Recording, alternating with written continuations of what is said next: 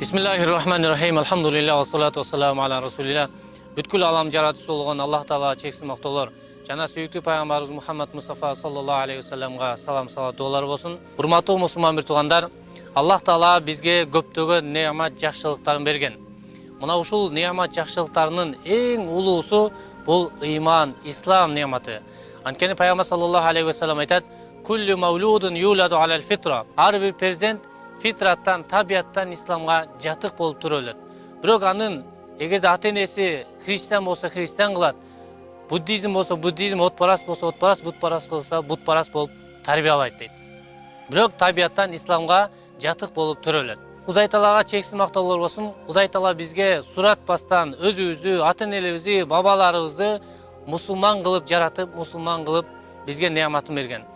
Ошондуктан бул эң чоң неамат ислам неаматы. Андан кийинки эле неамат жакшылык бул тынчтык жакшылыгы. Тынчтык. Ислам дини, урматтуу мусулман бир туугандар, ислам дини тынчтыктын дини, тынчтыктын үстүнө куралган. Уламалардын бири айтат: "Эгерде мен 100 жолу дуа кылсам, анын 99-ун элимдин, жеримдин, өлкөмдүн, мамлекетимдин тынчтыгы, бейпилдиги үчүн дуа кылам. Бир осун өзүм жана үй бүлөм, бала чакам үчүн дуа кылам.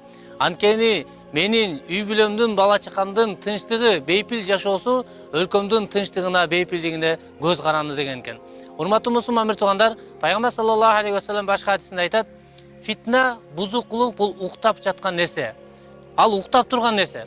Ким аны ойготкон болсо, Кудай Тааланын каргышы болот" дейт.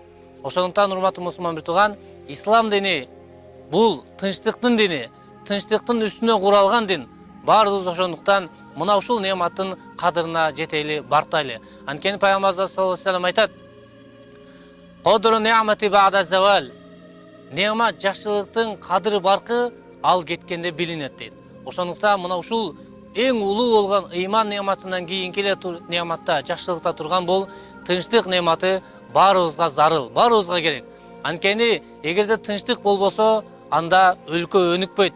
Тынчтык болбосо, илим билим өнүкпөйт. Тынчтык болбосо, экономика эч бир нерсе кылынбайт. Баары артка кетет. Ошондуктан мына ушул неаматты көздүн карайгиндей сактабыз ар бирибиздин атуулук милдетибиз. Кудай Таала элибизге, жерибизге, мамлекетибизге тынчтык, амандык, ынтымак, беримдик берсин. Ар кандай кырсык, бала, апаттардан Кудай Таала сактаган болсун. Ассаламу алейкум ва рахматуллахи ва баракатух.